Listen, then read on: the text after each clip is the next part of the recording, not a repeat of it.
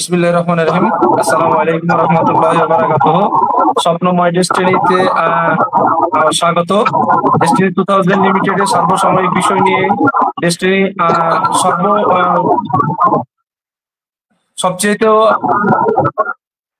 Distributor বা বিনিয়োগকারীদের মনের কথা বলে, স্বপ্নের কথা বলে এবং বিনিয়োগকারীদের কথা বলে। আমাদের আজকে স্বপ্নময় ডেস্টিনিতে আমাদের ডাইনামিক লিডার এবং ডেস্টিনি 2000 লিমিটেডের যার কথা ভাইরাল হয় এবং অনেক ডেস্টিনি 2000 লিমিটেড একজন সিনিয়র পিএইচডি হিসাবেও আমাদের এমদাদ ভাইকে আমাদের স্টুডিওতে স্বাগত জানাচ্ছি। এমদাদ ভাই, আপনার পরিচয়টা দিন। আপনি একজন বিজ্ঞ ব্যক্তি এবং ডেস্টিনি 2000 লিমিটেডের আপনি এখন প্রাণ কেন্দ্রে আছেন। ডেস্টিনি 2000 লিমিটেডের অফিসে আলিস সেন্টারে সার্বসাময়িক বিষয়গুলো নিয়ে আমরা আলোচনা করব। তা আপনার একটু পরিচয় দিয়ে কথা বলি। ধন্যবাদ। আসসালামু আলাইকুম ওয়া রাহমাতুল্লাহি ওয়া বারাকাতুহু। আশা করি মনির ভাই আপনি ভালো আছেন। আলহামদুলিল্লাহ ভালো আছি। আলহামদুলিল্লাহ। আমার কথা শোনা যাচ্ছে তো ক্লিয়ার নাকি? ক্লিয়ার শোনা যাচ্ছে। আজকে মনির ভাইয়ের এই স্বপ্নময় ডেস্টিনি মাধ্যমে যারা আপনার এই প্রোগ্রামটা দেখছেন এবং দেখবেন, সবাইকে আমার অন্তরের অন্তঃস্থল থেকে অভিনন্দন ও শুভেচ্ছা জানাচ্ছি। তো যাই হোক মনির ভাই, যে কথাটা আমি বলতে চাচ্ছি সেটা হলো আপনার আজকের বিষয়টা হলো বিনিয়োগকৃত যে মানুষ যে বিনিয়োগ করছে তার নিশ্চয়তা বা আসলে মানুষ পাবে কিনা সেটার একটা গাইডলাইন আমরা পাবো কিনা বা পাইতেছি কিনা, এই ধরনের উপরেই তো আপনার নাকি?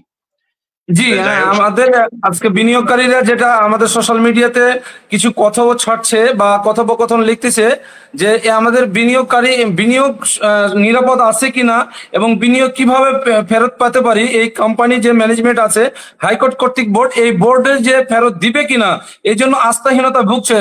সেক্ষেত্রে আপনি যেহেতু আলিস সেন্টারে থাকেন, আপনার সবকিছু পর্যালোচনা করেন, আপনার কাছে জানতে চাচ্ছি বিনিয়োগকারীদের পক্ষে আপনি যে কিভাবে ফেরত দিতে পারে এবং কিভাবে আমরা ডিস্ট্রিবিউটররা আস্থা অর্জন করতে পারি বা আস্থা ধরে রাখতে পারি। ধন্যবাদ। মনির ভাই, আমি আপনাকে এতটুকু বলতে পারি। শুরুতে আমি এভাবে বলবো যে ডেস্টিনি 2000 লিমিটেড একটা সেলস এন্ড মার্কেটিং কোম্পানি। মূলত ডেস্টিনি 2000 লিমিটেডের কোনো মানুষের বিনিয়োগ নেন নাই। ডেস্টিনি 2000 লিমিটেড সরাসরি ডেস্টিনি নেন নাই, ডেস্টিনি কোম্পানির। এবং ডেস্টিনি 2000 লিমিটেডের মানুষের কাছে কোনো দেনা নাই। মানে টুকিটাকি কিছু থাকতে পারে, যারা এখানে কাজ আমরা করছি, ডিস্ট্রিবিউটর হিসেবে কাজ করছি, আমাদের ডোরা আরডিসি আইআরডিসি যাদের ছিল সেটা কিছু না কিছু থাকতে পারে, এটা হলো যৎসামান্য। তবে ডেস্টিনি 2000 লিমিটেডের দায়িত্ব আছে, কারণ ডেস্টিনি 2000 লিমিটেডের মাধ্যমেই আমরা দুইটা প্রতিষ্ঠানের মূলত বিনিয়োগ আমরা কোম্পানির পক্ষে রিসিভ করি বা কোম্পানিতে আমরা বিনিয়োগ দেই। একটা হলো ডেস্টিনি মাল্টিপারপাস কোঅপারেটিভ সোসাইটি, আর একটা হলো ট্রি প্লান্টেশন। তো আমাদের জন্য যে কাজটা সেটা হলো tree plantation. Destiny multipurpose cooperative সোসাইটিতে যে আপনার একটা মামলা ছিল কলাবাগান থানায়, সেই মামলায় দীর্ঘ 12 বছর 3 মাস সাবেক ব্যবস্থাপনা পরিচালক এবং সাবেক চেয়ারম্যান জনাব হোসেন মোহাম্মদ চেয়ারম্যান ছিলেন জনাব মোহাম্মদ হোসাইন, এই দুইজনই আপনার সাজা খেটে বেরিয়েছেন। ওনারা সাজাপ্রাপ্ত আসামি ছিলেন, আসামি হিসাবে জেল কেটে বেরিয়েছেন। এবং মামলার রায়ের সময় টি প্লান্টেশনের টি প্লান্টেশনের সম্পত্তি বাজেয়াপ্ত করা হয়েছিল। তো যেহেতু মাল্টিপারপাস কোঅপারেটিভ সোসাইটি একটা আলাদা সত্তা, ডেস্টিনি মাল্টিপারপাস কোঅপারেটিভ সোসাইটি একটা আলাদা সত্তা, ওইটার একটা ট্রেডিশনাল সিস্টেমের কোম্পানিগুলির মতন এখানে বোর্ড নাই, অর্থাৎ ম্যানেজমেন্ট বডি থাকে না, বাট ওইখানে একটা নিয়মিত এই একটা কমিটি থাকে। এটাকে বলা হয় আপনার এই কমিটি, মানে সমিতির একটা কমিটি গঠন হয়। এটা 3 বছর অন্তর অন্তর এই কমিটিটা পরিবর্তন হয় বা ভোটাভুটির মাধ্যমে আবার পুনরায় কমিটি আসে। তো যাই হোক, ডেস্টিনি ট্রি প্লান্টেশনের যখন সাজা দিয়েছিল ফাইনাল রায় যখন দিছিল, যারা দায়িত্বে ছিল তাদের সাজা দিয়ে দেয় এবং ডেস্টিনি মাল্টিপারপাস কোঅপারেটিভ সোসাইটির সম্পদগুলি বাজেয়াপ্ত করা হয়।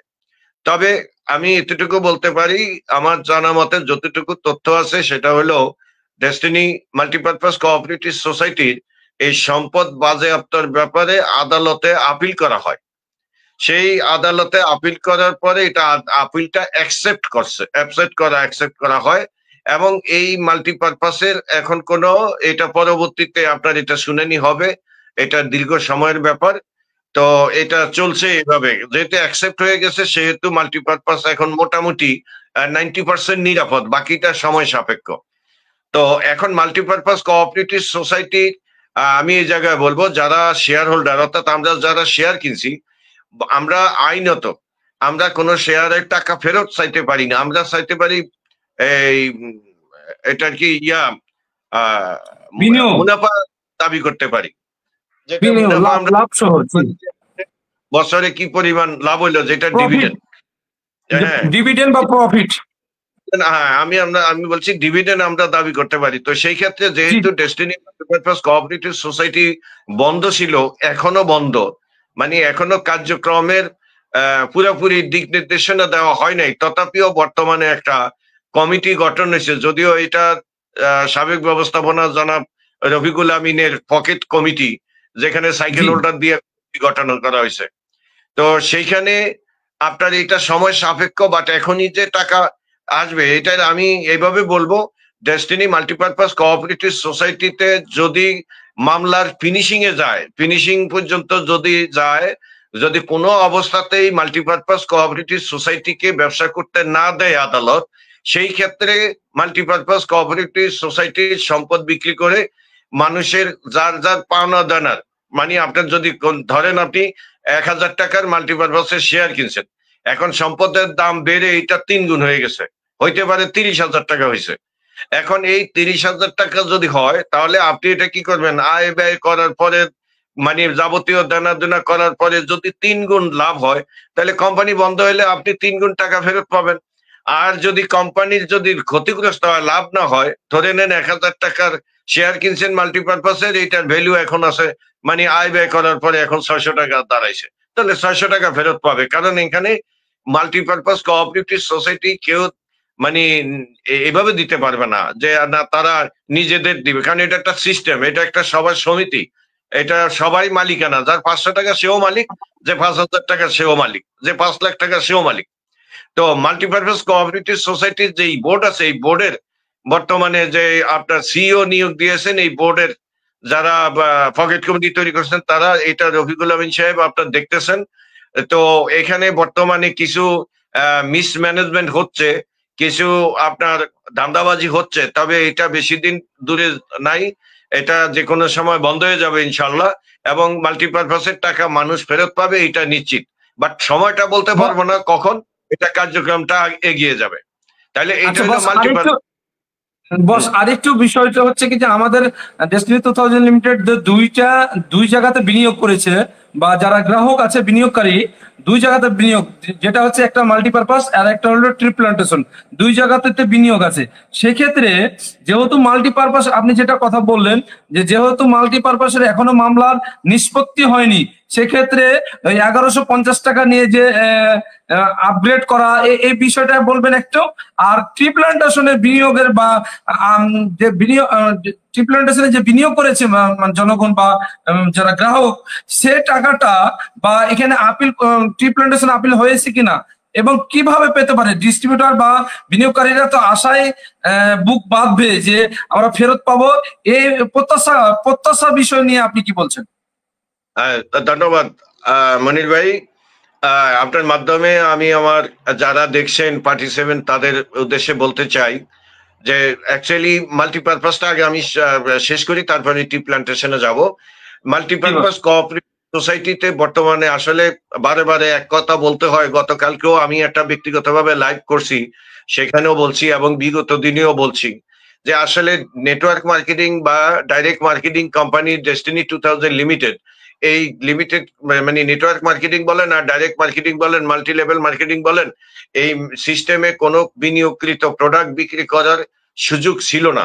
বাট আমরা জানতাম না যে বিনিয়োগকারী প্রোডাক্ট, এই বিনিয়োগকৃত যে প্রোডাক্ট গুলি আপনার মার্কেটে বাজারজাত করছে ডেস্টিনি 2000 লিমিটেডের সাবেক ব্যবস্থাপনা পরিচালক বা সাবেক ম্যানেজমেন্ট, এটা সম্পূর্ণ কিন্তু আপনার পঞ্জি স্কিম টাইপের মানে তারা ব্যবসা করে গেছে। আমরাও তখন কিন্তু বুঝি নেই, যেহেতু আমরা নেটওয়ার্ক মার্কেটিং সিস্টেমটা আগে আমরা জানতাম না। নেটওয়ার্ক মার্কেটিং এর ব্যাখ্যা হলো যে 100% প্রোডাক্ট সেল, আপনার দায় মুক্ত, অর্থাৎ এক হাতে টাকা দিবেন আর এক হাতে প্রোডাক্ট পাবেন, নিয়ে যাবেন, কারো কাছে থাকবে না। কিন্তু এটা অনেক সুপরিকল্পিত ভাবে মানে আপনার মাঠটাকে গরম করে টাকাগুলি কালেকশন করা হয়েছে। যাই হোক, এখানে আপনার ক্ষতিগ্রস্ত হয়েছে বা আপনার আত্মসাৎ করা হওয়ার পরেও কোম্পানির যে পরিমাণে সম্পদ যতটুকুই কিনেছিল দীর্ঘ 13 বছরে, সেটার লাভ বেড়ে এখন মাল্টিপারপাস কোঅপারেটিভ সোসাইটি লাভের জায়গায় আছে। তো যাই হোক, এখন বর্তমানে আমি যে কথাটা বলবো, ডেস্টিনি মাল্টিপারপাস কোঅপারেটিভ সোসাইটিতে যে সাবেক ব্যবস্থাপনা পরিচালকের নেতৃত্বেই বলবো, যেহেতু উনি ওইখানকার সিও আছে, আর বোর্ড বোর্ড মানে আপনার পরিচালনা করছে বর্তমানে যে কমিটি, এই কমিটি যে 1000 টাকা নিছে, এটা একটা টোটালি আমি বলবো দান্দা। কারণ দেখেন, আমি আপনার একটা জিনিস বলি, ডেস্টিনি মাল্টিপারপাস কোঅপারেটিভ যদি আমি শেয়ার কিনে থাকি 500 টাকা শেয়ার, এই 500 টাকা শেয়ার আমার 500 টাকারই আছে। 500 টাকা যখন কোম্পানি যদি বন্ধ হয়ে যায়, মাল্টিপারপাস সোসাইটি যদি বন্ধ হয়ে যায়, তাহলে আমার আয় ব্যয় হিসাব করার পরে লস হইলে লস, লাভ হইলে লাভ আমাকে প্রদান করবে। আর যদি কোম্পানি মাল্টিপারপাস চালু হয়, তখন সেখানে আমাকে ডিভিডেন্ড প্রদান করবে। এটাই হলো নিয়ম। তো সেইখানে প্রপার আপডেট করতে হবে, এটা দোষের কিছু না। কারণ দীর্ঘ 12 বছরে অনেক লোক মারা গেছে, এটা হইতে পারে। অনেক লোকের মোবাইল নাম্বার ছিল, সেই মোবাইল নাম্বার এখন নাই। আগে আমরা মাল্টিপারপাসের শেয়ার বেচি, সেখানে জিমেইল লাগে নাই। তারপরে 12-13 বছরে দেখবেন পাসপোর্ট রিনিউ করলেও কিন্তু 10 বছর পরে কিন্তু ছবি পাল্টাইতে হয়। তো সেখানে আপডেটটা করতে হবে। তো এই আপডেটটা কিন্তু অ্যাকচুয়ালি মাল্টিপারপাসের শেয়ারকে, মানে আপনার শেয়ার হোল্ডার যারা আছে তাদের তথ্য হালনাগাদের জন্য আমার জানা মতে এবং কোনো টাকা পয়সা কিন্তু এখানে প্রয়োজন হয় না। এইটা সম্পূর্ণ অবৈধভাবে যদি মাল্টিপারপাসের তথ্য হালনাগাদের কথা বলে টাকা কালেকশন করে, এটা সম্পূর্ণ মন গড়া এবং খামখেয়ালি এবং আরো মানুষের কাছ থেকে টাকা হাতিয়ে নেওয়ার একটা পায়তারা। তবে আমি গতকালকেও বলছি, মাল্টিপারপাস কোঅপারেটিভ সোসাইটির একটা অ্যাকাউন্ট আছে অনেকের, যারা সেভিংস অ্যাকাউন্ট আছে এবং আপনার ডিপিএস আছে ইত্যাদি ইত্যাদি। তো এখন ব্যাংকিং ওটি রফিকুল আমিন সাহেব কিন্তু এটা ব্যাখ্যা দিচ্ছেন মানে একটা মিটিং এ, যে ব্যাংক যদি আপনার 6 মাস যদি কেউ লেনদেন না করে, তাহলে 6 মাসের মধ্যে আপনার ব্যাংক ডরমিন হয়ে যায়। সেই ডরমিন হওয়ার জন্য লেনদেন বন্ধ হয়ে যায়। এই জন্য পুনরায় চালু করতে গেলে সেইখানে আবেদন করতে হবে এবং পুনরায় কিছু একটা অংশ অর্থাৎ 500 বা 1000 টাকা জমা দিতে হবে। জমা দেওয়ার পরে ওই অ্যাকাউন্টটা চালু হয়। এবং আপনি ধরে নেন ব্যাংক অ্যাকাউন্টে যদি আমার আগের 10,000 টাকা আছে, আমি 6 মাস লেনদেন করি নাই, আমি 1000 টাকা দিয়ে অ্যাপ্লিকেশন দিয়ে ডোরমেন্টটা ওপেন করলাম, অ্যাকাউন্টটা রানিং করলাম। তাইলে আমি রানিং করলাম, আমি কখন এর মধ্যে আমি টাকা জমা দিছি আমার 1000, আগের আছে 10,000। তাহলে আমি 3টা বাজে যদি মনে করি যে আমি এখান থেকে আরো 8,000 টাকা আমি তুলে নিব, তাহলে আমি সেই টাকাটা পাবো, তুলে নিতে পারবো। এটা হইলো ব্যাংকের ডোরমেন্টের নিয়ম।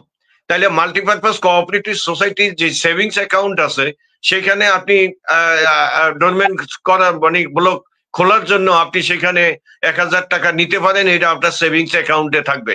বাট আমার প্রশ্ন হলো, আমি যে এখন আমি এই যে আজম আলীকে আমি গত 5-7 দিন আগে মেবি আনুমানিক আমি তাকে জিজ্ঞাসা করছিলাম যে আপনি যে এখন টাকা নিচ্ছেন এই যে মাল্টিপারপাসের আপনার অ্যাকাউন্টে, এটা কেন নিচ্ছেন?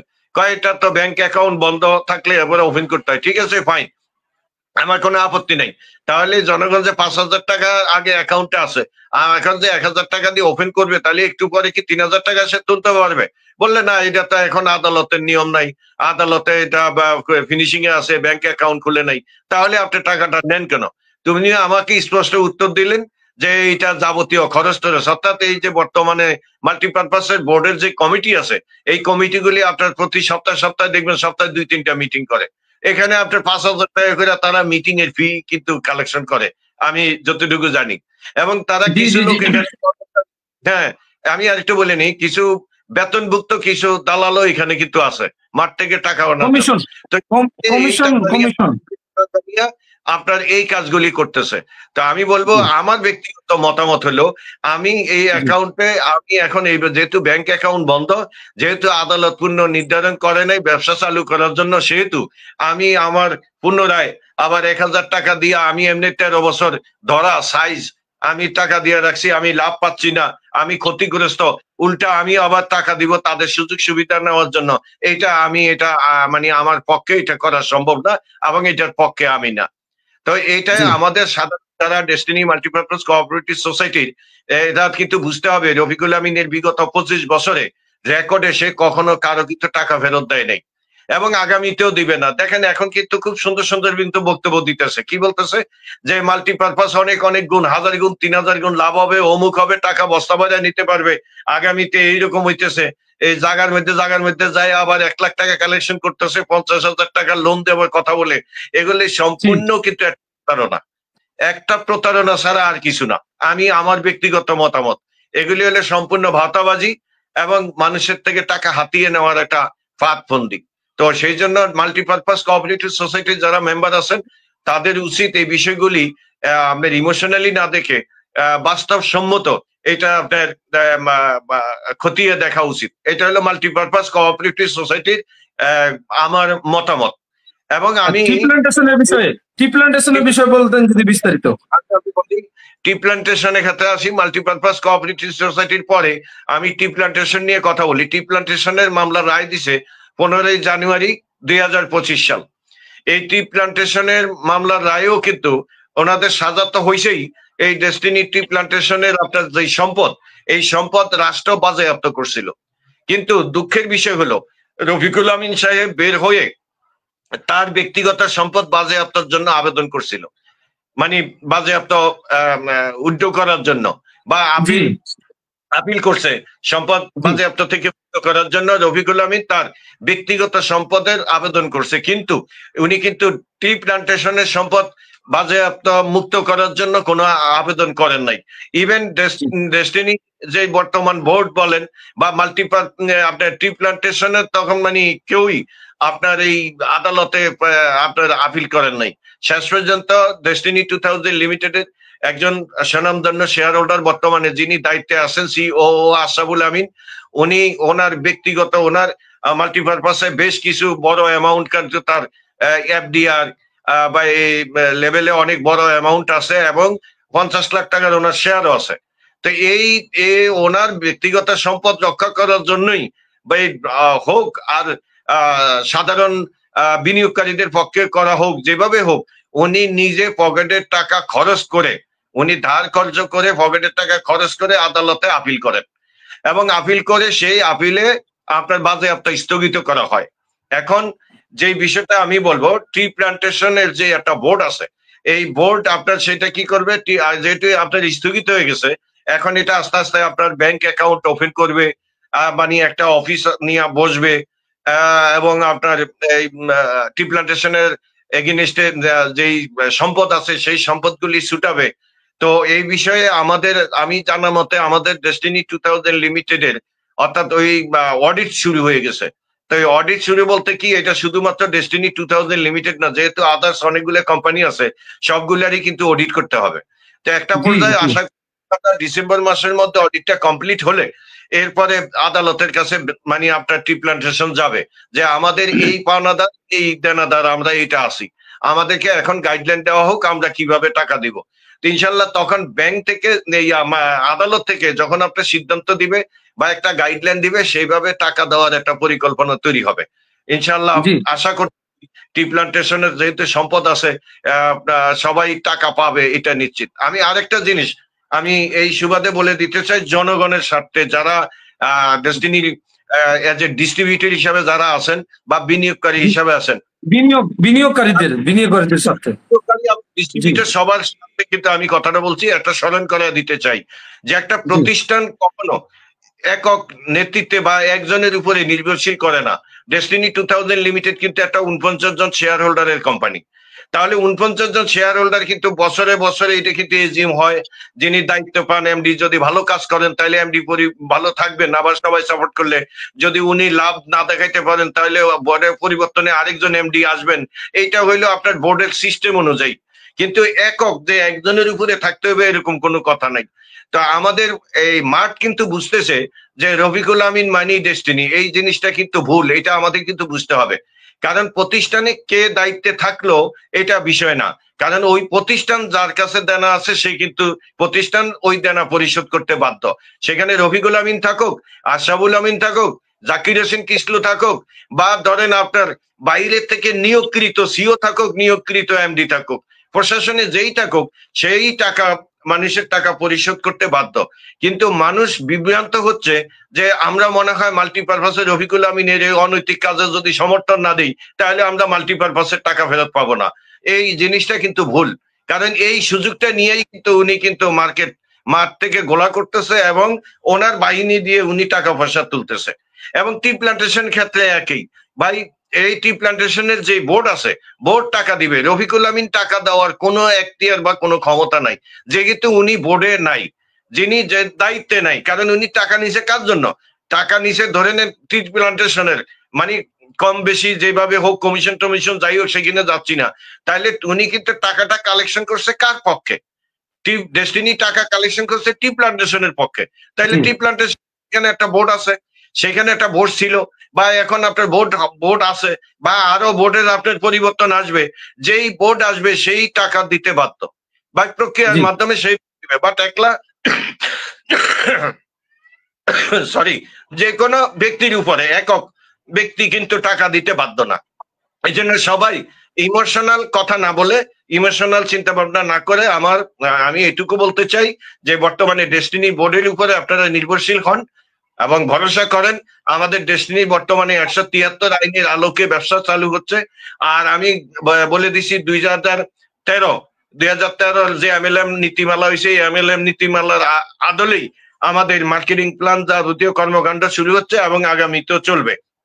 তো আমি এখানে শেষ করে দিব, 1 মিনিট কথা বলে আমি বলবো, এরপরে আপনার উত্তর দেবো। আমি বলবো এটা আমি জনসাধারণের স্বার্থে বলবো, যারা আইন মানে না, যারা লজিক মানে না, এরা সম্পূর্ণ অসুস্থ পাবলিক, অসুস্থ বলবো, এরা মানসিকভাবে অসুস্থ, অথবা আপনার ওই ব্রেনের দিকে অসুস্থ মানুষেরাই কিন্তু আকাম কুকাম করে। সুস্থ মানুষ কখনো মানুষের টাকা পয়সা মাইরা দেওয়ার চিন্তা করে না, মানুষের ক্ষতিগ্রস্ত করার চিন্তা করে না।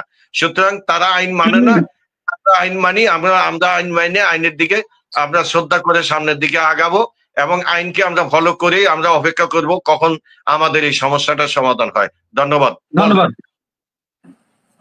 আমি মাঠ পর্যায়ে থেকে যে কথাগুলো আসছে, আপনি কথাগুলোর উত্তর দিচ্ছেন খুব সুন্দর। তাহলে কি আপনার সারমর্ম কথাতেও মানে আমরা বোঝা যায় বা বিনিয়োগকারীরা আস্থা রাখতে পারি যে আমরা অচিরেই বা কোম্পানি চালু হওয়ার কিছুদিন পরে হয়তো প্রজ্ঞাপন পাবো, রিপ্রেজেন্টেশনের প্রজ্ঞাপন পাবো বা মাল্টিপারপাস পাবো, আস্থা রাখতে পারি যে ডেস্টিনি 2000 লিমিটেড যে মাধ্যমে যে বিনিয়োগ করেছে, 2 দিন আগে হোক আর 2 দিন পরে হোক, বিনিয়োগকারী আস্থা রাখতে পারে যে বিনিয়োগ ফেরত পাবে। এই বিষয় তো আপনি বললেন। যাই হোক, এখন মাঠ থেকে যে প্রশ্ন আসছে বা আমাদের কমেন্ট প্রশ্ন আসছে, যে মুকলেসুর রহমান ভাই একটা কমেন্ট করেছে যে ভোটবিহীন অবৈধ মাল্টিপারপাসের কমিটি, এটা আপনি কিভাবে দেখছেন? এবং বেলাল ভাই বলছে যে মাল্টিপারপাসের, বেলাল পিএইচডি একজন, উনি বলতেছেন যে ডেস্টিনি তো মাল্টিপারপাসের যে সাইকেল হোল্ডার, মানে খুব নমন আমাদের ডিস্ট্রিবিউটারের পরে এই যে সাইকেল হোল্ডারের যে বোর্ডে এসছে, সেটা কিভাবে দেখছেন? মানে অবৈধ ভোটবিহীন এবং সাইকেল হোল্ডার মানে একবার লেভেলধারী ওখানে আসছে, সেটা কিভাবে দেখছেন আপনি? ধন্যবাদ। আসলে মানে আপনার এটা তা আপনি অনেক কথা কিন্তু আপনি নিজেই বলছেন অবৈধ বা বৈধ, এটা 100% অবৈধ। এটা পকেট কমিটি তৈরি করেছে, এটা একটা ওই যে আপনার রাজনৈতিক বিগত দিনে যে আমরা আপনার আওয়ামী লীগ সরকারের ইয়ার সময় দেখলাম যে পুলিশ এবং ছাত্রলীগ মিলে কিন্তু বিএনপির পিটাইতো, কিন্তু পত্রিকাতে নিউজ হইতো যে জনগণ এদেরকে পিটাইছে। তো এইরকম একটা সলসাতুরির হাত নিছে তারা। আপনাকে একটু বলতে চাই, গত পরশু রাত্রে 12:30টার সময় আমার একজন ডিস্ট্রিবিউটর এবং পিএইচডি লেভেলের, তো ওনার সাথে দীর্ঘদিন আমার সাথে কিন্তু কথাবার্তা হচ্ছিল না। ওই আমরা তলবি সভা করে ভোট গঠন করার পরে ওনার ধারণা ছিল আমি ভুল করতেছি আমরা। তো অবশেষে উনি পরশু ফোন করে আমারে বলল যে বস আসলে তো আপনি তো সঠিক আছেন, আমরা এই তো ভুল করছি মনে হচ্ছে। যে আমি এখন আমি ডেস্টিনি মাল্টিপারপাস কোঅপারেটিভ সোসাইটির অনেক টাকা মানুষের, উনি চাকরি করে একটা ব্যাংকে এশিয়াতে, এবং উনি ওইখান থেকে আপনার বিভিন্ন ভাবে টাকা ব্যাংকের থেকে লোন টোন করে নিয়ে মানে কিছু আত্মীয় স্বজন বা ধরেন কিছু খারাপ লোকের টাকা ফেরত দিছে। এইভাবে তার মানে তার এবং তার আত্মীয় স্বজনের মিলে প্রায় 3.5 কোটি টাকা তার বিনিয়োগ আছে। তো উনি আপনার এই করার সময়, আমি একটু বলি, নির্বাচন করার সময় ওনার বক্তব্য যেটা আসলো যে আমি নির্বাচন করার সময় যখন নির্বাচন চলছে তখন আমি আবেদন করতে গেছি, আমাকে আবেদন করতে দেয় নাই। তা আমি বললাম তাহলে আমাদের জানালেন না না, আমি তখন তো আপনার সাথে যোগাযোগ করি নাই, আমিও বুঝে উঠি নাই। তো উনি বললেন যে আমাকে দেয় নাই, ওনারা সাইকেল হোল্ডারকে দিয়ে আপনার এই কমিটি গঠন করছে। আমি তো যে সাইকেল হোল্ডার দিয়ে কমিটি গঠন করার কারণে তো সাইকেল হোল্ডার একজন কমিটি আপনার রফিকুল আমিনকে চাকরি দিছে। এখন আপনি যে একজন শিক্ষিত মানুষ, আপনি তো রফিকুল আমিনের চাকরিটা দিতেন না অবৈধভাবে। এখন রফিকুল আমিন যেই বক্তব্য, যেই কাজগুলি আকাম কুকাম করে, এটা তো আপনি সমর্থন করতেন না, কারণ আপনার তো হিতাহিত জ্ঞান আছে। এই জন্য আপনাকে ওই নির্বাচনে অংশীদার হইতে আপনাকে দেয় নাই, মানে আপনাকে ওইখান থেকে বিতাড়িত করছে। তো এখন কি করা যায় দেখেন, আমি এটা দেখি, এটা নিয়ে আমি কিছু দূর আগাবো, আমি কমপ্লেন করব যাতে আপনার এরা তো বর্তমানে ডেস্টিনি মাল্টিপারপাসের সম্পদ দেখায় আরো আকাম কুকাম করতেছে, শেয়ার টেয়ার বিক্রি করতেছে। তা আমি যাই হোক, অসুবিধা নেই, আপনি দেখেন। তবে এটা অন্যায় বেশি দিন টিকে না, এটা যে কোনো সময় ইনশাল্লাহ এটা আপনার প্রকাশ পাবে, এবং যারা অসৎ উদ্দেশ্য করতেছে তাদের অসৎ উদ্দেশ্য ধ্বংস হবে ইনশাল্লাহ, একটু অপেক্ষা করেন। তো এই হলো মাল্টিপারপাস। এটা আসলে আমি আর কি বলবো, এখানে মাল্টিপারপাস নিয়ে আমার এটা সম্পূর্ণ অবৈধ, সম্পূর্ণ মন গড়া, সম্পূর্ণ টাকা হাতিয়ে নেওয়ার পায় তারা এগুলি করছে, এবং বরাবরই তারা ডেস্টিনির সুনাম ব্যবহার করে ডেস্টিনির সম্পদ বিক্রি করে দেখাইয়া এখন স্বপ্নের শহর নামে একটা ভুয়া কোম্পানির সম্পদ মানে আপনার শেয়ার বিক্রি করতেছে। এগুলা তাদের নেশা। সঠিক, ধন্যবাদ। ধন্যবাদ। আমি আরেকটা বিষয় নিয়ে আছি যে আমাদের ডিস্ট্রিবিউটারদের মধ্যে যারা ডেস্টিনি 2000 লিমিটেডের অনেকজন পিএইচডি ছিল, ডায়মন্ড ছিল, এক্সিকিউটিভ ছিল বা এখনো আছে, তারা কিন্তু চক্ষু লজ্জার আড়ালে দেখছে যে ডেস্টিনি কবে শুরু হবে। আমি দেখলাম যে নেগেটিভ হয়ে গেছে, আমাদের সাবেক এমডির কাছে অনেক কোটি কোটি টাকা দিচ্ছে আমাদের চাঁপাইনবাবগঞ্জের, উনিও ডেস্টিনির প্রতি ওনার সিম্পেথি আছে, কিন্তু উনি আসতে পারছে না। ওনার কিন্তু ওই যে স্বপ্ন মানে কি ওই 100 টাকাতে 1800 টাকা দিবে বলে টাকা নিছে, তারপরে আরো অনেক ইনভেস্ট করেছে। উনি যদি ডেস্টিনি 2000 লিমিটেড এনএফসি কার্ড করে বা কোম্পানির সাথে কোম্পানি চালু পক্ষে যায়, তাহলে ওনার যে টাকা দিয়েছে সেগুলো বাজেয়াপ্ত হবে। এই বিষয়ে আপনি কি মনে করেন? না, আমি এইভাবে বলবো, আসলে এই সুপিরিয়র বলেন এগুলি তো আমরা বুঝি, এগুলা নিয়ে আর কথা বলতে ইচ্ছে করছে না। গতকালকে আমার এক লোক আমার কাছে একটা কথা প্রসঙ্গে উঠলো আর কি, একজন পিএইচডি না, উনি 39 সাইকেল কমপ্লিট করছে। তো মানে তার মানে 1 সাইকেল বাকি আছে উনি পিএইচডি হইতে। তো আমার অফিসে আসছিল, তার পরে উনি কিন্তু রফিকুল আমিনের খুব ভক্ত, একদম ক্লোজ, মানে অন্ধ ভক্ত ছিল, আমি আর নামটা বললাম না। তো উনি আইসা বলতেছে যে রমজান ভাই, আমি তো আসলে মানে এই অবস্থা, আমার এই 30 লাখ টাকা এক লোক দিছে, 30 লাখ টাকা, মানে তারে জেলখানা থেকে বাইর করতে বা এই সুপিরিয়র টুপিরিয়র ইত্যাদিতে, কিন্তু উনি বিপদে পড়া ওনার কাছ থেকে 10,000 টাকা ফিডব্যাক পায় নাই। এখন ওই লোক মানে আর ওই লোকের উনি তো এখন বর্তমানে কোনো টাকা টুকা দিবে না, আর ওনারা অনৈতিক কামকে সমর্থন না করার কারণে ওনারে কিন্তু ভ্যালুও দেয় না। তো এইভাবে আপনার অনেকগুলি লোক কিন্তু এখন বুঝতেছে এবং আগামীতে আরো কিছু বুঝবে। তো এইভাবে কিন্তু চলবে। তো আসলে যারা সুপিরিয়র, এরা আমরা যদি যারা বিনিয়োগ করছে সুপিরিয়র D2K অ্যাসোসিয়েট, শুধু তাদেরকে বলতে চাই যে আপনারা রফিকুল আমিন সম্বন্ধে অ্যানালাইসিস করেন, তিনি দীর্ঘ 25 বছরে কারো 1 টাকা ফেরত দিছে কিনা, কারণ 1 টাকাও ফেরত দিবে না। এখন আবার নতুন একটা শুরু উঠেছে কি জানেন, মানুষকে আটকানোর পর তারা বলছে যে টি প্লান্টেশনে যাদের বিনিয়োগ আছে, তাদের যারা বিনিয়োগ আছে, ছোটখাটো বিনিয়োগ আছে, তারা ওই বিনিয়োগের টাকাটাকে ওই স্বপ্নের শহরে কনভার্ট করেন। মানে আপনি বুঝলেন, সে কিন্তু টাকা দিবে না। তো কনভার্ট করা মানে হইলো কি, মানে আপনি D2K টি প্লান্টেশনের ধরেন কারো কাছে 2 লাখ টাকা আছে, 2 লাখ টাকা দিয়ে আপনি ফ্ল্যাটে বুকিং দেন, কিন্তু এরপরে কিস্তি দিবে কে? তার মানে ওই লোকটা আবার 20-25 বছরের জন্য ধরা, তারে প্রতি মাসে দিতে হবে। এই হলো আপনার বাটপারি ছাড়া আর কিছু না। তো এই জন্য যারা D2K অ্যাসোসিয়েট, যারা আপনার আছে ওই যে আপনার সুপেরিয়র বা স্বপ্নের শহরে যারা টাকা দিছে এরা কখনোই টাকা ফেরত পাবে না। বাট আমি মনে করি ডেস্টিনি 2000 লিমিটেডের এই যে সিআইডি, আমাদের প্রত্যেকের যে বিজনেস সেন্টার সিআইডি, এই সিআইডিটা কিন্তু অনেক ভ্যালুয়েবল। এই অহেতুক পিছনে না ঘুরে আমরা সিআইডিটাকে ডেভেলপ করি এবং এখানে বর্তমানে আপনার দায় মুক্ত মার্কেটিং প্ল্যান, এখানে কোনো বিনিয়োগকৃত প্রোডাক্ট হবে না, সারা বাংলাদেশে ডিজিটালি আপনার বিজনেস শুরু হবে। আমাদের সুখবর হলো আপনার আমি শুক্রবারে আমাদের একটা ওয়ার্কশপ প্রোগ্রাম আছে, যেটা হলো 70টা জেলা হওয়া সত্ত্বেও মানুষ মানে এত বেশি আগ্রহী পিএইচডিরা কাজ করতে, প্রায় আপনার 70 জন পিএইচডি রেডি হয়ে গেছে প্রতিটা জেলা মানে জেলায় কাজ করার জন্য।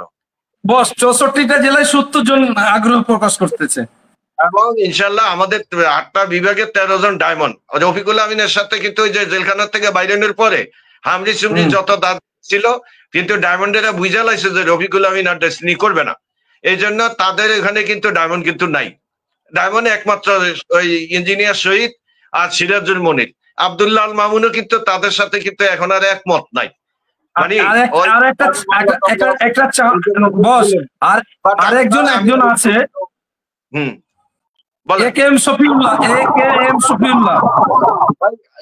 এখানে তো আপনার বললে তো অনেক কথা বলতে হয়। রফিকুল আমিনের সাথে যারা আছে আমি তাদেরকে বলবো, আমি একটু বলে নিই। এখন বর্তমানে ডেস্টিনি 2000 লিমিটেডের যে বর্তমানে মার্কেটিং প্ল্যান, এবং এই প্ল্যানের অনেক ডায়মন্ড এক্সিকিউটিভ আছে, কিন্তু অনেকে কি করছে ওই ডেস্টিনি রফিকুল আমিনের কর্মকাণ্ড দেখে অনেকে যারা ওয়েল ইস্টাবলিশ যারা 5-7-10 লাখ টাকা ইনকাম করে, তারা কিন্তু ওইখান থেকে সহজে আসতেছে না যে দেখা যাক কি হয়। কিন্তু যারা আপনার এর নিচে যাদের নিয়মিত ইনকাম নেই মানে কম, তারা কিন্তু আপনার এই ডেস্টিনি 2000 লিমিটেডের কাজ করার জন্য মানে আগ্রহ হয়ে বসে আছে। এবং আমাদের 13টা বিভাগে, তাই 8টা বিভাগে 13টা জোন হয়েছে, এই 13টা জোনেই কিন্তু ডায়মন্ড এক্সিকিউটিভেরা দায়িত্ব নিতেছে ব্যবসা করার জন্য। রফিকুল আমিনের সাথে 2 জন ডায়মন্ড কিন্তু নাই, সুখবর, কারণ ডায়মন্ডেরা বুঝে তাদের সিআইডির ভ্যালু কত। সবাই না আসলেও কি আমাদের সাথে বেশি ডায়মন্ড এক্সিকিউটিভ আছে বর্তমানে প্রেক্ষাপটে। তো এই ইয়েটা মানে সুখবর। এবং আমাদের যে এনএফসি কার্ডটা আছে, এনএফসি কার্ডের যে ফ্যাসিলিটি আপনার শুধু বাংলাদেশে না, এটা সারা ওয়ার্ল্ডের ভিতরে রেকর্ড তৈরি করবে। এখন এনএফসির মাধ্যমে ইনকামটা হবে, ডেস্টিনি 2000 লিমিটেডের যে লেফট এবং রাইটে পয়েন্ট পড়লে যে লাভ হয় এইটা কিছুই না, এগুলি হবে পকেট মানি। কিন্তু এনএফসির মাধ্যমে এক একজন লোক আপনার বিরাট বড় ধরনের বেনিফিশিয়ারিজ হবে এবং রয়্যালিটি ইনকাম এস্টাবলিশড হবে আজীবনের জন্য। একটা বিস্ফোরণ ঘটবে ইনশাআল্লাহ আল্লাহর রহমতে। আমি এখানে আপনাদের প্রশ্ন উত্তর পর্বে কিছু প্রশ্ন এসেছে যে গাছ বিক্রি করার টাকা সে সময় সিইও ছিল শামসুল ভুঁইয়া, সে শামসুল ভুঁইয়া সাহেব ছিল, আর সিরাজ মনির টাকাটা নিয়ে গেছে এবং রফিকুল আমিনের হাতে জেলখানাতে হোক আর যেভাবে দিয়েছে, এটা কতটুকু সত্যতা? আর মার্কেটে ডিস্ট্রিবিউটররা বলে যে সিইও আমাদের যে এখন সিইও আছে আশরাফুল আমিন এবং বোর্ড চেয়ারম্যান এটা টাকা নিছে। এখন আমরা তো প্রমাণ পেয়েছি যে 16 সালে যে রেজুলেশন অনুযায়ী টাকাটা ভুঁইয়া সাহেবের কাছে, গাছ বিক্রির টাকাটা আরো মানুষের কাছে। আপনার কথাটা বুঝতে পারছি, আমি আপনার এইটুকু বলি, আপনি কথাটা বুঝছেন। আপনার মানুষ কিন্তু আমি বলছি কি, যারা আইন বোঝে, যারা লজিক বুঝে, তাদেরকে আপনি বুঝাইতে পারবেন। লজিক্যালি দেখেন এবং যুক্তিগত দেখেন। ডেস্টিনি যখন 2016 সালে আমার কাছে নিউজ পেপার আছে, 2016 সালের দিকে রফিকুল আমিনের জামিন হয়। এই জামিনের উদ্দেশ্য ছিল আপনার টাকা দিতে হবে 2800 কোটি টাকা আদালতে জমা দিতে হবে বা আপনাদের রাষ্ট্রীয় কোষাগারে জমা দিতে হবে বিনিয়োগের টাকা। তো টাকা কোত্থেকে দিবে বলে আমাদের গাছ আছে। তখন কিন্তু আপনার দেখেন এই যে প্রত্যেকটা বাগানের গাছ যে পরে 80 লক্ষ গাছ আছে, কিন্তু এটা দুর্নীতি দমন কমিশনের জরিপে পাওয়া গেছিল।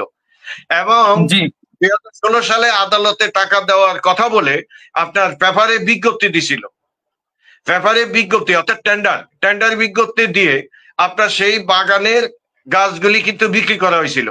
এখন বিক্রি করার পরে সেই টাকা কিন্তু আদালতে জমা দেয় নাই। মনে আছে কিনা পত্রিকাতে আসছে যে আপনার ওই যে গাছ আপনার ছাগলে খেয়ে নিয়েছে। ছাগলে খেয়ে ফেলেছে, এরকম একটা বক্তব্য আসছে। তা আসলে গাছ তো তারা আগেই খেয়ে ফেলেছে, কারণ রফিকুল আমিন উনি সিদ্ধান্ত নিছে ডেস্টিনি চালু করবে না, কথাটা বুঝছেন। এই জন্য তিনি কি শুধু গাছই বিক্রি করে নাই, শুনি আপনার দেখেন আপনার এই আমাদের পিকিও একটা প্রিন্টার্স আসছিল, অনেক বড় মেশিন, মানে টাকার সম্পদ, সেইটাকেও আপনার বিক্রি করে, মানে বিক্রি তাদের লোকটা, এবং আপনার টঙ্গিতে প্রায় 500 কোটি টাকার সম্পদ ছিল, সেটাকেও তারা কি করছে, সেই সম্পদেই প্রোডাক্ট বিক্রি করে খাইয়া সেখানে কিন্তু আগুন লাগাইয়া দিছে, কথা বলছেন। ইভেন কি সিলভার টাউনে মাটি পর্যন্ত বেচা খাইছে, মাটি। শেষ পর্যন্ত ডেস্টিনির কিন্তু বন্ধ করে দেওয়া ডিটিকে অ্যাসোসিয়েট দিয়ে দখল করেছে, ওনারা বুঝছে যে ডেস্টিনি আর ব্যাক করবে না। এইটা হলো আপনার কে আত্মসাৎ করছে, এটা তখনকার রিপোর্ট গুলি কিন্তু বোঝা যাবে। এটা হলো এক। 2 নম্বর হলো জিনিসটা আসছে যে আশরাফুল আমিন সহ গাছ বিক্রি করছে, এটা ভুল, ফলস একটা মেসেজ। কারণ এইখানে কিন্তু কোন সম্পদ কিন্তু বিক্রি করা হয় নাই। এটা চিটাগঙ্গে আপনার কি পাশিয়াখালী যে সম্পদটা ছিল, রফিকুল আমিন তো আপনার মানুষকে জায়গা দেখাইছে, আসলে কয়টা জায়গা কিনছে, ওই জায়গাগুলো ছিল লিজ নেওয়া এক লোকের, ওনার সাথে ছিল কন্ট্রাক্ট। তো ওই কন্ট্রাক্টের একটা টাইম পিরিয়ডে ওই কন্ট্রাক্টটা শেষ হয়ে যাবে। এই মুহূর্তে যদি ওনার সাথে যদি এই কন্ট্রাক্টটা যদি তার কাছে মিউচুয়াল না করে, অর্থাৎ সমস্যার সমাধান না করে, তাহলে গাছ তো যাবেই, ওনার কোনো মানে টাকা পয়সা ফেরতই পাবে না। সেই ক্ষেত্রে ওইখানে একটা কোম্পানির টি প্লান্টেশনের বোর্ড গঠিত, বোর্ডের মানে আপনার অনুযায়ী সেখান থেকে আপনার একটা কিছু ওই যে আপনার বাগান ফেরত দেওয়া হয়েছে, যে আপনি এটা মানে নেন, এই সময় সমস্যার সমাধান করি। তো এটা আপনার ওনারা এটা জরিপে করলে, আপনার অডিট করলে সেটা কিন্তু মানে বের হয়ে যাবে। তো এই জন্য আমি এখানে একটু কথাটা বলি। সেখানে সে সময় ব্যারিস্টার ছিল আমাদের বাংলাদেশে, আমাদের পক্ষে ব্যারিস্টার ছিল কিউসি, আমার জানা আছে, আমি ওনার সাথে দেখা করেছিলাম। সেখানে অসীম পিএইচডি রাও গেছিল গাছ মানে গণনার জন্য বা বিক্রি করার জন্য, আমার এটা খুব ছবি আছে আমার কাছে। কিন্তু যে এখন যে ওনার ওই যে প্রভাকাণ্ড ছড়াচ্ছে ওই দালাল গোষ্ঠী, সেটা হচ্ছে কি যে ওই গাছগুলা আমাদের বোর্ড চেয়ারম্যান যিনি এখন আসছে, উনি তো আসছে 22 সালে, আমাদের এই যে 173/22 যে বোর্ড চেয়ারম্যান আছে এবং সিইও আছে আশরাফুল আমিন, এনারাকে দায়ভার করছে। আপনি এখানে কি বলবেন?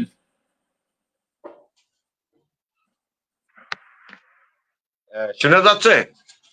জি শোনা যাচ্ছে বস। আচ্ছা,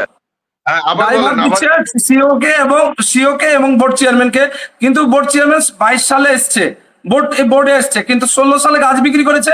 এবং বুরহান ভাইয়ের লাইফে দেখাচ্ছে যে কে কে গাছ কত টাকা নিয়েছে এবং কাকে দিয়েছে, এটা তো দেখা গেছে বস। এই বিষয়টা সম্পূর্ণ আপনার ভুল এবং ভুল তথ্য। হ্যাঁ, ওই যে আমি তো বলছি যে টি প্লান্টেশনের কোনো জায়গা বিক্রি হয় নাই আমার জানা মতে, শুধুমাত্র ওই যে যাদের থেকে লিজ দিছিল ওই লিজের মেয়াদ শেষ হয়ে যাওয়ার কারণে, কথাটা বুঝছেন, অর্থাৎ ওই কাজ সহ তাদের কাছে ফেরত দিছে, আমি এতটুকু শুনেছি।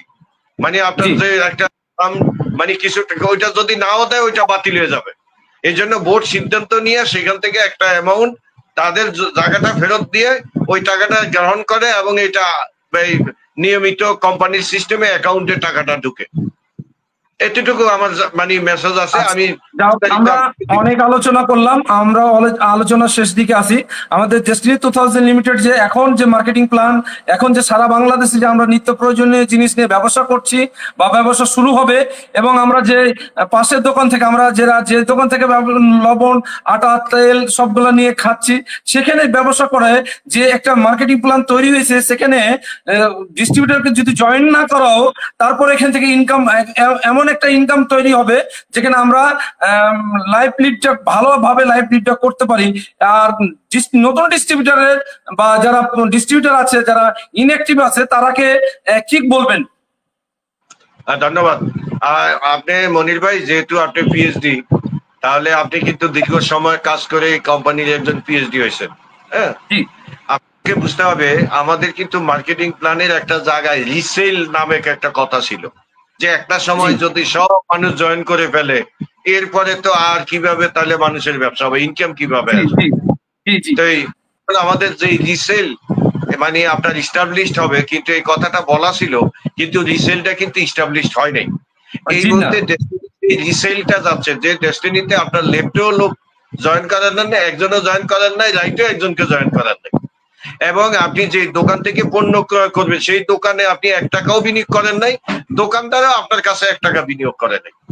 অর্থাৎ শুধুমাত্র অ্যাপসটা লোড করবে, ওয়ান কাইন্ড অফ বিকাশের মতন আপনার লেনদেনটা এরকম। তা ধরেন আপনি উবারে, আমরা যে উবারে আমরা যাই, দেখেন আপনার কাস্টমার হিসেবে আমরা উবারে যখন যাই, ধরেন কথার কথা 230 টাকা বিল হয়েছে, আমরা 230 টাকা কিন্তু দিয়ে দিই এবং হিসাব করে নেয়। কিন্তু এরপরেও দেখা গেছে ওই উবার কোম্পানি আবার যে রাইডারকে কিন্তু বোনাসও কিন্তু দেয়। তো এটা কোত্থেকে দেয়? এটা একটা প্রযুক্তি। তো দেখা গেছে যে আপনি আপনার বাসার সামনে আপনার কিন্তু আপনি ইচ্ছা করলেও কিন্তু আপনি না খাইয়া পারবেন না, আপনি ডেস্টিনি করেন বা না করেন, আপনি কোনো কাজ করেন আর না করেন, আপনি যত বড় অলসী হন, কিন্তু আপনার কিন্তু 3 বেলা খাইতে হবে। তো খাইতে গেলে তো আপনার বাসার সামনে থেকে আপনি ডিম কিনবেন, আলু কিনবেন, তেল কিনবেন, পেঁয়াজ কিনবেন, মরিচ কিনবেন না? আপনার চোখের সমস্যা, চশমা কিনবেন, হ্যাঁ, আপনার মাংস খাইতে ইচ্ছা করছে, আপনি মাংস কিনবেন, আপনি দরকার হলে আপনি এটাকে কি বলে, আপনি রেডিও কিনবেন, টেলিভিশন কিনবেন, ইলেকট্রনিক্স পণ্যগুলি কিনবেন, আপনার প্রয়োজনে কিন্তু এবং আমরা কিন্তু কিনি। কিন্তু ঘটনাটা হলো শুধুমাত্র ডেস্টিনির লোকজন গিয়ে আপনার বাসার সামনে অ্যাপসটা খুলে দেওয়ার কারণে আপনি ধরে নেন 1000 টাকার পণ্য আপনি কিনছেন, আলু, চাল, ডাল, তেল ইত্যাদি মিলে। 100 টাকা 1000 টাকা যখন আপনি পণ্য কিনছেন, আগেও 1000 টাকার মাল কিনছেন, 1000 টাকা দিয়ে আসছেন, এখনো 1000 টাকার মাল কিনবেন, 1000 টাকাই দিবেন। কিন্তু মাঝে দিয়ে আপনার কাছে এনএফসি থাকার কারণে আপনি শো করলেন এনএফসিটা, যে আমার ডেস্টিনির আমার এনএফসি কার্ড আছে। এই শো করার কারণে আপনার সিআইডিটা এখানে অটোমেটিক সার্ভারে হিট করবে। হিট করার কারণে উনি যে ওনার সাথে দোকানের সাথে যে চুক্তি হলো, অর্থাৎ 10%, 5% যাই হোক না কেন, যদি এক্সাম্পল দেয় বোঝার জন্য, ধরেন 1000 টাকায় 100 টাকা ডিসকাউন্ট পাইছে, কে পাইছে? এটা পাইছে ডেস্টিনি পাইছে। যেহেতু আপনি কোম্পানির ডেস্টিনির ডিস্ট্রিবিউটর, আপনার কার্ডের মাধ্যমে গেছে, সেহেতু আপনার আইডিতে অর্থাৎ 100 টাকার মধ্যে 80 টাকা অটোমেটিকই কিন্তু আপনার এখানে পয়েন্ট ভ্যালু হিসেবে হিট করবে। এটা ব্যাপক মজা, নতুন একটা সিস্টেমে ব্যাপক মজা আছে। তারা কিছু অংশ তারা বেনিফিট পাবে, যারা যায় দোকানে যায় অ্যাপসটা খুলে দিয়েছে তারা একটা পার্সেন্টেজ পাবে। কিন্তু অটোমেটিকই আপনার এখানে দেখেন, আপনি যে 80 টাকার যেই পয়েন্টটা পাইলেন, অর্থাৎ আপনি এই 10 পয়েন্ট 5 পয়েন্ট করে আপনি ধরেন মাসে যদি প্রতি মাসে যদি আপনি 5000 টাকার প্রোডাক্ট কিনেন, একজন মানুষের লাগে, তাহলে 500 টাকা পাইছেন। এই 500 টাকার মধ্যে যিনি কাস্টমার, উনি 250 টাকা ডিসকাউন্ট পাইলো, আর 250 টাকা কি পয়েন্ট আকারে হইলো। এখন একজন পিএইচডির নিচে যদি 1000 লেফটে 1000 রাইটে যদি কাস্টমার থাকে, একজনকেও যদি জয়েন না করায়, তাহলে কি আপনার level commission, matching commission, royalty commission পদবি কি বাকি থাকবে?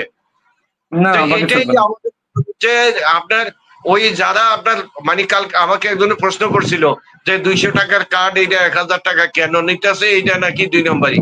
কিন্তু ওই মাল্টিপারপাস ভুয়া আছে, এটা তাদের কিন্তু দোষের কিছু নাই, কারণ এটা হুজুরের, এটারে কি বলে, হাদিস, হুজুরের হাদিস আর কি, হুজুরের হাদিসের একটা গল্প, এই গল্পটা বললাম না এখন।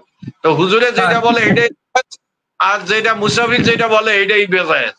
তো যাই হোক, ডেস্টিনি আপনার বর্তমানে যে এনএফসি নিয়ে আসছে, এনএফসিটা আপনার এটা শুধু কার্ড না, এটা প্রাথমিক অবস্থায় একটা ভিজিটিং কার্ড, দ্বিতীয় হলো একটা প্রিভিলেজ কার্ড। এই প্রিভিলেজের কার্ডের মাধ্যমে এখন আপনি দোকান থেকে পণ্য কিনবেন, লাভ পাবেন। আগামীতে আস্তে আস্তে দেখা গেছে এটা দিয়ে আপনি ট্রেনের টিকিট কাটছেন, ট্রেনে যাতায়াত করছেন, ওইটা আপনি মেট্রো রেলে উঠছেন, সেখানেও কিন্তু আপনি পয়েন্ট পাবেন, আস্তে আস্তে আসবে। যেভাবে আপনি ট্রেনের টিকিট কাটেন, বাসের টিকিট কাটেন, লঞ্চের টিকিট কাটেন, বিমানের টিকিট কাটেন, আস্তে আস্তে ডেস্টিনি 2000 লিমিটেড সেই দিকে আগাবে ইনশাআল্লাহ। তো যারা বুঝাইতেছে তারা একসময় কিন্তু তাদের ভুল ভাঙবে, আর আমরা যারা সচেতন আছি আমরা যেন এইটুকু বুঝি সঠিক জিনিসটা কি। ধন্যবাদ বস। আমি আরেকটু শেষে আসছি, যারা এই ডিস্ট্রিবিউটরের অ্যাক্টিভনেস আসছে না, কারণ হচ্ছে কি যে দুর্দময় অবস্থানে আছে। একবার মনে করতেছে যে কোম্পানিতে কাজে যাব, দীর্ঘ সময় এই ঝামেলাটা হবে 18 সাল 16 সাল 17 সাল এভাবে করতে করতে এখন কিভাবে ডিস্ট্রিবিউটরের পক্ষে আপনি কি বলবেন যে এখন কাজটা কিভাবে তাড়াতাড়ি আসবে, কিভাবে কাজটা শুরু করবে, এই বিষয়টা একটু যদি বলতেন। ভাই আপনার আমাদের বর্তমানে সার্ভার ওপেন আছে, আমাদের লেফটের আইডি কি পয়েন্ট দেখা যাচ্ছে, আমাদের আছে মানে ডাউনলাইন ডিস্ট্রিবিউটর আছে তাদেরকে দেখা যাচ্ছে, আমার কয়টা সিআইডি আছে তাও দেখা যাচ্ছে, আমার কয়টা আইডি অ্যাক্টিভ আছে তাও দেখা যাচ্ছে। আমি ওইখানে অনলাইনে ঢুকে কিন্তু আমি প্রোডাক্ট কিনতে পারতেছি এবং প্রোডাক্ট সেল দিতে পারতেছি এবং নিজে পয়েন্ট আপলোড দিতে পারতেছি, এবং এটা অটোমেটিক্যালি আপনার আপনি যেখানে থাকবেন সেখানে প্ল্যান দেখাবেন, সেখানে ক্লোজিং দিবেন, সেখানে ইনভাইট করবেন, সেখানে পয়েন্ট এন্ট্রি দিবেন, প্রোডাক্ট অটোমেটিক অনলাইনে চলে যাবে, আগের মতো অফিসে আসতে হবে না। তো এবং আপনার কমিশন আপনার বিকাশ রকেট নগদ যেটা আছে সেটাতে বুঝবে, বেশি টাকা হলে অ্যাকাউন্টে ঢুকবে। এটা বর্তমানে কিন্তু ডিজিটাল যুগের ডিজিটাল কর্মকাণ্ড হিসাবে কিন্তু আগাবে 100% অনলাইন হিসাবে। এখন প্রশ্ন হলো কে কাজটা শুরু করবে? ভাই কাজ সবাই শুরু করবে না, যারা উইনার তারা পরিবেশ পরিস্থিতি কাজ করতে করতে ঠিক করবে, আর যারা লুজার তারা পরিবেশ হোক তারপরে কাজ শুরু করব। যেমন আমি এমদাদ কিন্তু পরিবেশ হোক এই জন্য অপেক্ষা করি না, আমি কাজ করে পরিবেশ করবো, এইটাই আমার সিদ্ধান্ত।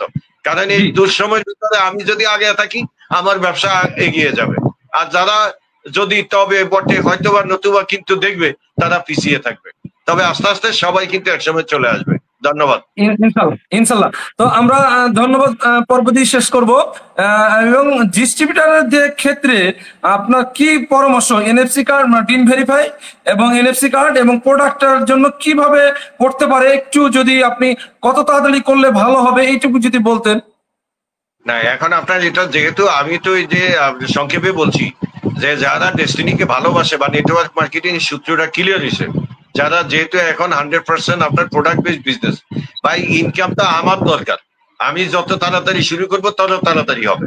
তো এখন আপনার নিয়ম কানুন গুলি কি, কাজ করলে ভুল হবে, ভুল হলে শিখে যাওয়া যাবে। এবং কোম্পানি যে উদ্যোগ নিছে একটা শ্রেণীকে ট্রেন আপ করে মার্কেটে ছাড়তেছে, ইনশাল্লাহ সবাই বিষয়গুলো আস্তে আস্তে ক্লিয়ার হয়ে যাবে। ধন্যবাদ। ধন্যবাদ। আমাদের যেহেতু 45 লক্ষ গ্রাহক বা কম বেশি বিনিয়োগকারী বা ক্রেতা পরিবেশক, এখানে যদি ধরেন সবাই নামবে না, কেউ যারা উইনার তারা আপনার কথা মতন যে উইনার তারা এখনই তাড়াতাড়ি চলে আসবে, যারা দেখে আসবে যে হ্যাঁ এখন কাজ শুরু হলো, কাজটা আরম্ভ করবে, একটা চিন্তা ভাবনা করবে। কিন্তু যারা আগে আসবে বা উইন চিন্তা ভাবনা করবে, এখন দেখেন তথ্য প্রযুক্তি যুগে অনেক ডায়মন্ড কিন্তু ক্রাউন হতে পারবে না। এখন যে প্ল্যানটা এসেছে, একজন নতুন ডিস্ট্রিবিউটর বা সাইকেল হোল্ডার বা এক্সিকিউটিভ তারা ক্রাউন অ্যাম্বাসেডর হবে, এটা মনে আছে বলা যায়। কিন্তু নতুন প্ল্যানে একটা অনেক চমৎকার প্ল্যান, এটা করা যায়, কিভাবে করা যাবে এটা যারা তথ্য প্রযুক্তির যুগে আছে তারাই করতে পারবে। আপনি আপনার মতে কি বলে? ধন্যবাদ। আসলে বিষয়টা হলো এরকম, এখানে আমি এভাবে বলবো, পৃথিবীতে কিন্তু উত্থান আর পতন কিন্তু আছে, একটা শ্রেণী উত্থান হয় আর একটা শ্রেণীর পতন ঘটে। যেমন ধরেন বাংলাদেশের সর্বশ্রেষ্ঠতম কোম্পানি কিন্তু আপনার রিয়েল এস্টেট কোম্পানি কে, ইস্টার্ন হাউজিং। এখন কিন্তু সেই ইস্টার্ন হাউজিং কিন্তু কেউ চিনে না, মানে বর্তমান জেনারেশন ইস্টার্ন হাউজিং কে চিনে না, কিন্তু খেয়াল করেন। কিন্তু তাহলে এখন দেখবেন পৃথিবীতে সবচেয়ে সেরা কোম্পানি ছিল নোকিয়া, এখন কিন্তু নোকিয়া পিছিয়ে কিন্তু ওপো এবং এগুলা কিন্তু চলে আসছে। তাহলে ইসলাম কিন্তু বাংলাদেশের প্রথম ধনী, উনি মাত্র 1000 কোটি টাকার মালিক ছিল, কিন্তু এখন 1000 কোটি টাকা না, একজন ওই যে কলা যে আপনার এই একজন ওই মানে পিওনেও নাকি 1000 কোটি টাকার মালিক হয়। এইরকম কারণ প্রযুক্তির সাথে সময়ের সাথে তাল মিলিয়ে সামনের দিকে আগাইতে হবে। এখন বহু ডায়মন্ড এখান থেকে ঝরে যাবে, যাইতেই পারে, কে ঝরবে কে থাকবে সেটা দরকার নাই। আমি যেহেতু দেখবো আমার দুইটা জিনিস, একটা জিনিস দেখবো ডেস্টিনি 2000 লিমিটেড যেহেতু ভালো একটা কোম্পানি না হলে এতদিন পরে ব্যাক করতো না, এত চড়া উৎরায় মানে আপনার মানে কত মানুষ মারা গেছে, কত মানুষ কষ্ট করছে, এরপরেও ডেস্টিনিটা আবার আদালতের নির্দেশে ডেস্টিনি চালু হচ্ছে, এটা হলো আমাদের জন্য সবচেয়ে সুখবর। নাম্বার 1। নাম্বার 2 হলো যেহেতু ডেস্টিনিতে এখন আপনার বিনিয়োগ নাই, একটা সিস্টেমে টিম গঠনের মাধ্যমে রয়্যালিটি ইনকাম করা যাবে, সেহেতু আমাদের এই সিস্টেমে মার্কেটিং প্ল্যানটা যিনি ক্লিয়ার হবেন, যিনি সৎ মানুষ এবং ভদ্র মানুষ এবং ভালো মানুষ, যারা পরকালে চিন্তা করবেন, তারা বিনিয়োগকৃত প্রোডাক্টে যাবেন, যে স্বপ্নের শহর টহর ইত্যাদিতে আর কি, মানে অনেক লোভ দেখাবে, কেউই কিন্তু শেষ পর্যন্ত ঘোড়ার ডিম পাবে।